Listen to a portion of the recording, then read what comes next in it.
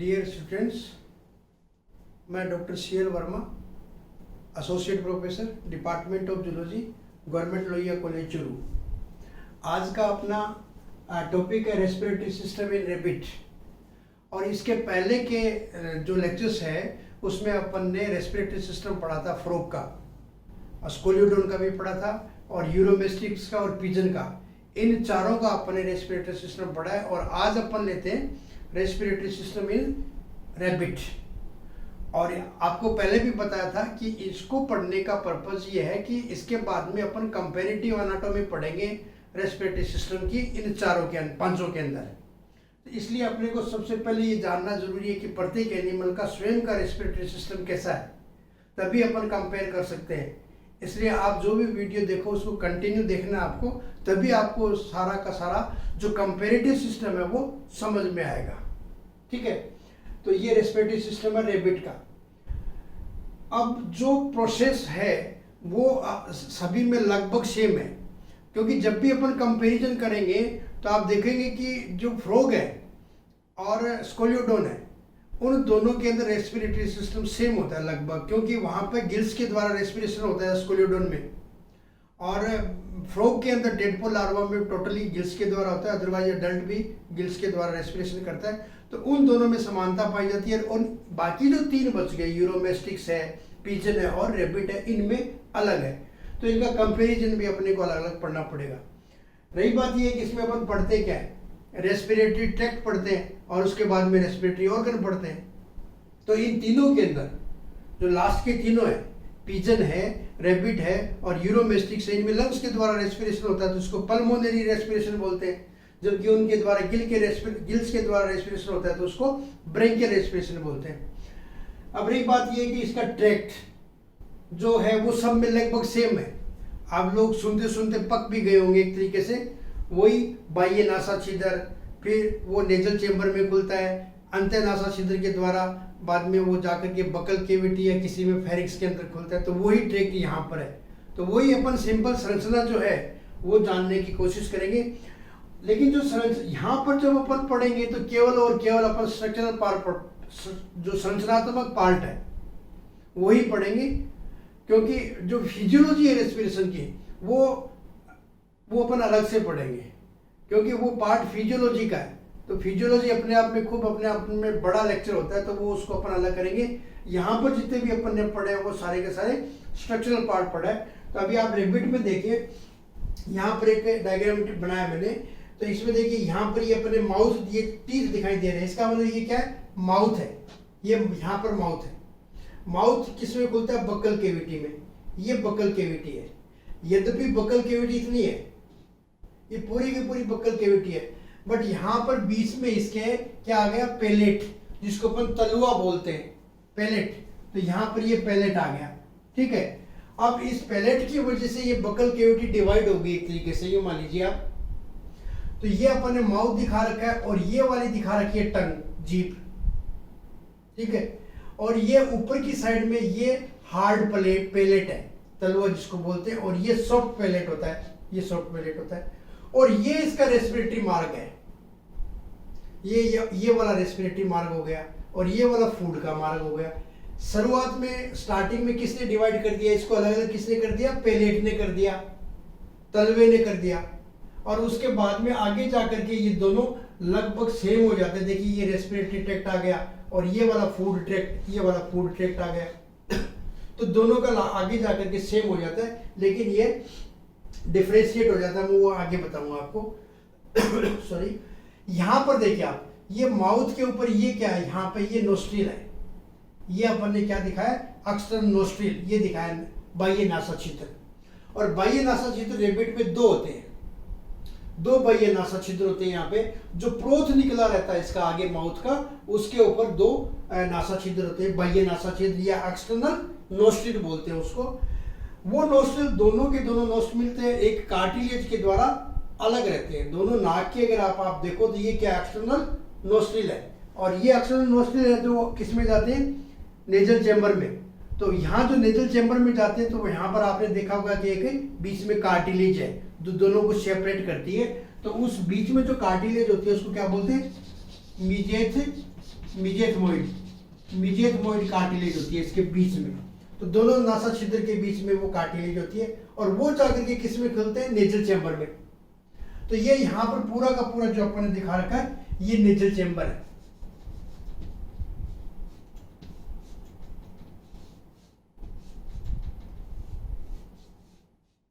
यहां पर ये नेजल चैम्बर है, ठीक है। अब इस नेजल चैम्बर के अंदर जब हवा जाती है तो यहां पर क्या है, घुमावदार बोन होती है, ठीक है। टर्बाइनल बोन बोलते हैं इसको, टर्बाइनल बोन, ये टर्बाइनल बोन होती है। तो यहाँ पे जब हवा अंदर जाएगी तो यहाँ पर वो घूमेगी, क्योंकि ये टर्बाइनल बोन है, अंदर घूमी हुई है। तो उससे क्या होगा बाहर की जब वायु अंदर प्रवेश करती है तो इस टर्बाइनल बोन में जितनी देर तक घूमती है उतनी देर तक उस वायु का टेम्परेचर है वो अपनी बॉडी के टेम्परेचर के बराबर हो जाता है। उसके बाद में यहाँ पे जब नासा छिद्र के अंदर जब प्रवेश करती है वायु, तो नासा छिद्र के अंदर भी क्या एपिथेलियम है, और उस एपिथेलियम में म्यूकस लगा रहता है, म्यूकस मेम्ब्रेन होती है। तो म्यूकस मेम्ब्रेन के साथ में कोई भी रासायनिक पदार्थ अगर अंदर घुसता है तो वो उस म्यूकस के साथ में डिजोल्व हो जाता है और गंध का ज्ञान होता है। तो ये एक तरीके से ऑल्फैक्टरी ऑर्गन का काम करती है। इसी प्रकार से ये जब नेजल चैम्बर में घुस जाता है टर्बाइनल बोन के आगे या टर्बाइनल बोन के अंदर, तो टर्बाइनल बोन के अंदर भी क्या एपिथेलियम है और उस एपिथेलियम पर भी म्यूकस लगा रहता है। तो वहां पे कोई भी धूल के कण है, बैक्टीरिया वगैरह अगर वो जाते हैं तो वो वहां पर चिपक जाते हैं, अंदर नहीं जाते हैं। तो ये एक प्राइमरी इम्यूनिटी जिसको अपन बोलते हैं उसका काम करते हैं ये। तो यहाँ से वायु प्रवेश करके बाद में नासा मार्ग से यहाँ आती है और ये यहाँ आकर के ट्रेकिया में जाती है। जब ये ट्रेकिया में जाती है तो यहाँ पर देखिए ये फूड मार्ग दिखा रखा है और ये वायु का, तो ये यहाँ पे क्या होगा, ये ट्रेकिया है। तो इस ट्रेकिया के अंदर भोजन नहीं जाए इसलिए क्या होता है, ट्रेकिया के ऊपर एक बोन लगी रहती है जिसको बोलते हैं एपिग्लोटिस। ये अपन ने एपिग्लोटिस दिखाया है यहाँ पे, तो ये एपिग्लोटिस होता है क्योंकि ट्रेकिया का जो ऊपर का छिद्र होता है उसी को अपन ग्लोटिस बोलते हैं। और यहाँ पे रेबिट के अंदर क्या होगा कि एकमात्र कोई किसी में भी नहीं है बल्कि केवल किसमें, रेबिट के अंदर एपिग्लोटिस पाया जाता है, यानी ग्लोटिस को ढकने का काम करता है। तो यहाँ से जब वायु अंदर जाती है तब तो ये एपिग्लोटिस है वो खुल जाता है, और जब भोजन ले रहा होता है व्यक्ति तब तो ये बंद हो जाती है, और जब सांस ले रहा था उस समय ये एपिग्लोटिस ढक्कन है वो खुल जाता है और हवा किस में जाती है, ग्लोटिस से होते हुए ट्रेकिया के अंदर जाती है। तो ये शुरुआत से इसका क्या है, श्वसन मार्ग है, एक तरीके से रेस्पिरेटरी पैसेज है। एक्सटर्नल नेरिस, उसके बाद में नेजल चैम्बर के अंदर टर्बाइनल बोन है, उसके बाद में यहां जाकर के वो अंतर्नासा छिद्र के द्वारा ये पोर्शन खुलता है और यहां जाकर के बाद में ये किस में आएगा, ट्रेकिया में। तो ट्रेकिया में सबसे ऊपर क्या देखिए एपिग्लोटिस है, और ये क्या है, बीच में छिद्र है, यहाँ बीच में छिद्र है और ये ब्यूटी। अब ये बीच में एक और ऑर्गन आ गया जिसका नाम क्या है, लेरिंग्स, ठीक है। अब इस लेरिंग्स के बीचों बीच छिद्र होता है, पहला छिद्र जो ऊपर वाला छिद्र उसका क्या बोलते हैं, ग्लोटिस, और ग्लोटिस से होकर के एयर है वो अंदर ट्रेकिया में आती है। अब यहाँ पे ये स्पेशल ऑर्गन है लेरिंग्स, जिसके अंदर वोकल कॉर्ड भी होते हैं, जिसके द्वारा ध्वनि का प्रोडक्शन होता है। तो उसको समझने की कोशिश करेंगे यहाँ पे अपन। यहाँ देखिए जो ये ट्रेकिया दिखा रखी है नीचे, ये ट्रेकिया है, और इस ट्रेकिया के ऊपर ये क्या, लेरिंग्स। इसको समझाने का प्रयास कर रहा हूँ आपको, गौर से सुनिए। यहाँ पे 3 कार्टिलेज होती है, एक का नाम थायराइड कार्टिलेज, दूसरी का नाम है एरेटिनोइड और एक का नाम है क्रिकोइड। ये 3 कार्टिलेज होती है। ये अपने डोर्सल व्यू दिखा रखा है, ये लेटरल व्यू दिखा रखा है और ये इंटरनल पोर्शन दिखा रखा है इसका। तो यहाँ पर ये छिद्र दिखा रखा है और ये ढक्कन दिखा रखा है ऊपर जो एपिग्लोटिस है। शुरुआत में देखिए आप इसको डोर्सल व्यू देख रहे हैं, तो डोर्सल व्यू में आपको ये पूरी की पूरी थायराइड कार्टिलेज दिख रही है, और इस थायराइड कार्टिलेज के ऊपर एक देखिए ये यहाँ ढक्कन दिख रहा है, इसका नाम क्या है, एपिग्लोटिस है। तो ये डोर्सल साइड से अपन देख रहे हैं, और इसके नीचे अगर आप देखो तो ये देखो ये क्रिकोइड है, ये क्रिकोइड बोन है, यानी जो पाइप नुमा कार्टिलेज है उसके चारों तरफ अंगूठी की तरह लगी रहती है, कौन, क्रिकोइड, और क्रिकोइड के ऊपर क्या है, थायराइड। यहाँ पर आप लेटरल व्यू देखिए, आप ये ट्रेकिया दिख रहा है, और ये वाला एपिग्लोटिस, और ये वाला जो पोर्शन दिख रहा है वो थायराइड का है। ये इसी थायराइड का ये लेटरल व्यू है, तो ये थायराइड दिख रहा है। और यहाँ पर अगर आप इंटरनल देखोगे तो ये देखो, ये पूरा का पूरा अंगूठी नुमा चारों तरफ क्या है, क्रिकोइड, और क्रिकोइड के ऊपर ये थायराइड दिखा रखे हैं यहाँ पे, और थायराइड का ये आगे परवर निकल के क्या निकलती है, एपिग्लोटिस। अब इस थायराइड और एरेटिनोइड जो बोन है ये यहां पर अपने क्या दिखा रखी है, एरेटिनोइड। अब इस एरेटिनोइड, ये एरेटिनोइड और ये थायराइड है और ये एरेटिनोइड है। यहां पे क्या होता है, यहां पे मेम्ब्रेन होती है जिसको वोकल कॉर्ड बोलते हैं, मतलब जो थोड़ा नीचे होता है उसको, मतलब इसके भी दो पार्ट होते हैं। जो पोस्टीरियर पार्ट है उसको तो अपन बोलते हैं ट्रू वोकल कॉर्ड, और इसके ऊपर होता है उसको बोलते हैं फॉल्स वोकल कॉर्ड। तो ट्रू वोकल कॉर्ड तो मेमल्स में काम करते ही करते हैं, रेबिट में भी काम करते हैं, लेकिन जो बिल्लियां हैं जैसे, तो बिल्लियों में क्या होता है, फॉल्स वोकल कॉर्ड होते हैं, और उस फॉल्स वोकल कॉर्ड की तरह से जो साउंड प्रोडक्ट होता है वो फॉल्स वोकल कॉर्ड की तरफ से होता है। इस डायग्राम में आप देखिए, ये देखिए यहाँ पे अपने थायराइड और एरेटिनोइड के बीच में ये क्या दिखा रखा है, वोकल कॉर्ड दिखा रखा है।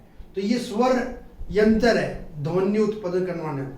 जब हवा वायु जब फेफड़ों से वापस बाहर निकलती है तो इस मेम्ब्रेन में कंपन होता है और साउंड का प्रोडक्शन होता है। इस प्रकार से ये लेरिंग्स होता है। अपन इस लेरिंग्स के नीचे ये अपन ने कार्टिलेज दिखा रखी है, कौन सी, क्रिकोइड कार्टिलेज, और ये ट्रेकिया है।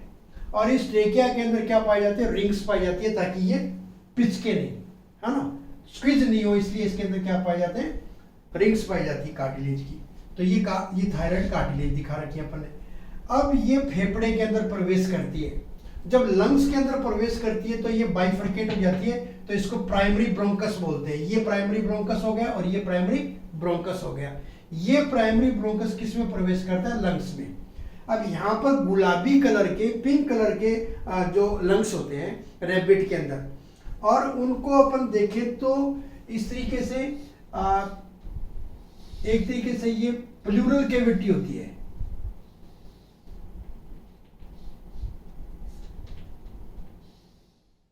ये प्लूरल कैविटी है, प्लूरल कैविटी, और इस प्लूरल कैविटी के अंदर ये लंग्स होते हैं, ठीक है। तो ये राइट है और ये लेफ्ट है, ये लेफ्ट राइट लोब है और ये लेफ्ट लोब है। अब राइट लोब है वो 4 लोब का बना होता है और लेफ्ट लोब है वो 2 लोब का बना होता है। लोब्स पाए जाते हैं इसमें। तो देखिए आपने यहाँ पे देखिए ये वाला एक दिखा रखा है, इसका नाम है एंटीरियर एजाइगस लोब। उसके नीचे देखिए आप ये वाला जो दिखा रखा है ये है right lobe, right anterior lobe, और ये थोड़ा नीचे है राइट साइड में, इसलिए इसका नाम क्या, राइट पोस्टीरियर लोब। और ये एक अंदर की तरफ दिखा रखा है, ये पोस्टीरियर है, तो ये पोस्टीरियर एजाइगस लोब, यानी ऊपर वाला एंटीरियर एजाइगस लोब, नीचे वाला पोस्टीरियर एजाइगस लोब। और ये दोनों क्या है, ये दोनों भी राइट साइड में, तो एक का नाम दे दिया राइट एंटीरियर और दूसरे का नाम दे दिया राइट पोस्टीरियर। तो ये 4 लोब होते हैं इसके अंदर। लेफ्ट साइड में देखो तो 2 लोब है, एक तो लेफ्ट पल्मो, एक तो है लेफ्ट एंटीरियर लोब और एक है लेफ्ट पोस्टीरियर लोब। एक एंटीरियर नाम दे दिया, एक का पोस्टीरियर नाम दे दिया। तो ये इस तरीके से किस में रहते हैं, प्लूरल कैविटी के अंदर। और इस प्लूरल कैविटी के अंदर एक पेरिटोनियम का आवरण होता है, पेरिटोनियम मेम्ब्रेन पाई जाती है। तो इस प्रकार से ये इसकी पोजीशन होती है। अब जो अपन ने ये जो प्राइमरी ब्रोंकस दिखा रखा है, ये ब्रोंकस क्या करता है, डिवाइड होता जाता है लंग्स के अंदर। जैसे ये अपन ने सबसे पहले दिखाया प्राइमरी, ये दिखाइए ट्रेकिया, ठीक है। अब जब इसकी ब्रांच होगी, ये अपन ने कर दिया, तो ये क्या हो गया, प्राइमरी ब्रोंकस। ये अब इस एक को छोड़ देते हैं अपन। अब देखिए आप, ये 2 में डिवाइड हो गया, तो ये क्या, प्राइमरी ब्रोंकस। और ये फिर डिवाइड हो गया, तो इसको क्या कहेंगे, सेकेंडरी ब्रोंकस। तो इस प्रकार से 2-3 बार ये डिवाइड होता जाता है। अब अपन फिर इसको लेते हैं, ये फिर डिवाइड हो गया, तो ये क्या हो गया, टर्सरी ब्रोंकस। टर्सरी ब्रोंकस के बाद में यह मान लीजिए ये फिर डिवाइड हो गया, तो इसको क्या बोलेंगे, रेस्पिरेटरी ब्रोंकियल्स। Respiratory bronchioles. और इन रेस्पिरेटरी ब्रोंकियल्स का फिर डिवाइड हो गया, ये देखिए ये फिर डिवाइड हो गया। इनको बोलेंगे अपन, इसको बोलेंगे, लास्ट वाली को बोलेंगे अपन एल्वियोलर डक्ट, एल्वियोलर डक्ट। और ये इस एल्वियोलर डक्ट के ऊपर बाद में क्या लगी रहती है, एयर शेक। और इस एक एयर शेक में खूब सारी ये क्या है, एल्वियोलाई, ये है एल्वियोलाई। इस तरीके से ये ट्रेकिया का डिवाइडेशन होता है। ट्रेकिया प्राइमरी ब्रोंकस, फिर डिवाइड हो गया सेकेंडरी ब्रोंकस, फिर डिवाइड हो गया टर्सरी ब्रोंकस, उसके बाद में रेस्पिरेटरी ब्रोंकियल्स, और रेस्पिरेटरी ब्रोंकियल्स के बाद में लास्ट में क्या लगी रहती है, लास्ट की जो डक्ट होती है उसको बोलते हैं एल्वियोलर डक्ट। और वो एल्वियोलर डक्ट एक गुब्बारे नुमा एयर सेक में जाती है, और उस एयर सेक के अंदर खूब सारी एल्वियोलाई होती है। अपन यहाँ दिखा रखा, देखिए ये पूरा का पूरा एक एयर सेक है। और इस एयर सेक में खूब सारी इस तरीके से इस तरीके से ये क्या पाई जाती है, एल्वियोलाई। इसके अलावा इसमें क्या होती है, पल्मोनरी आर्टरी जाती है और पल्मोनरी वेन बाहर आती है। दो प्रकार की इसके अंदर वेन होती है। तो इस प्रकार से ये एक स्पंजी पिंक कलर का जो है इसके अंदर लंग्स पाए जाते हैं। जब इसके अंदर, जब लास्ट के अंदर जो वायु जाएगी वो किस में भरी रहती है, एल्वियोलाई के अंदर। तो ये एल्वियोलाई खूब सारी होती है जिससे इसका वॉल्यूम है वो काफी बढ़ जाता है। तो ये इसकी संरचना होती है लंग्स की। थोड़ा सा मैकेनिज्म का पार्ट बताता हूं, इसमें रेस्पिरेशन कैसे होता है। देखिए जब भी रेस्पिरेशन होता है तब हवा जो वायु ऑक्सीजन अंदर लेना और कार्बन डाइऑक्साइड का छोड़ना, ये ब्रीदिंग कराता है, इसको बोलते हैं ब्रीदिंग। वैसे लोग श्वसन को क्या बोलते हैं कि ऑक्सीजन का लेना और कार्बन डाइऑक्साइड का छोड़ना, ये रेस्पिरेशन नहीं है, ये तो ब्रीदिंग है, श्वास लेना। हिंदी में बोलेंगे श्वास लेना, ब्रीदिंग। ऑक्सीजन का लेना, CO2 का छोड़ना ब्रीदिंग कराता है।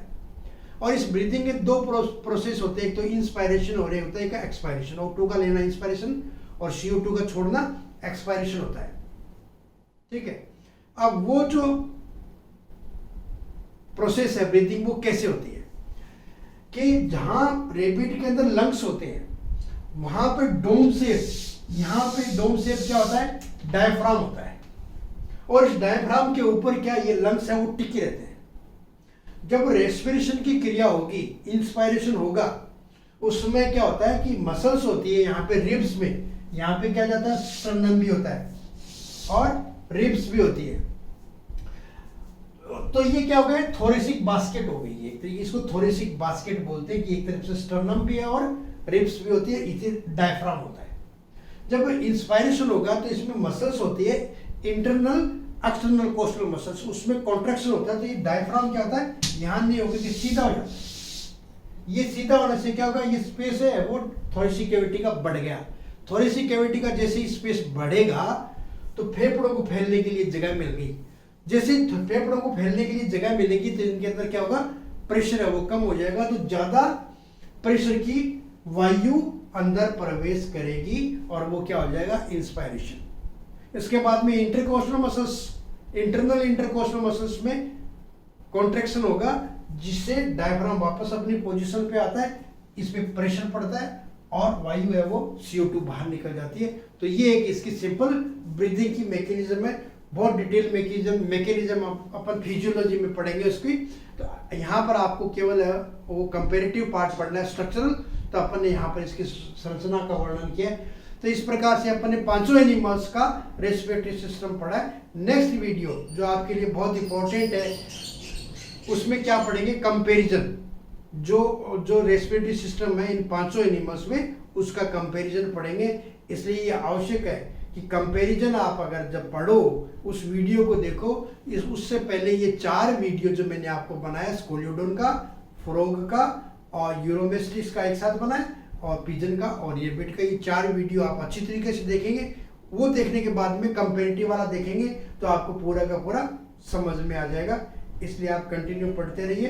Best of luck. Thank you.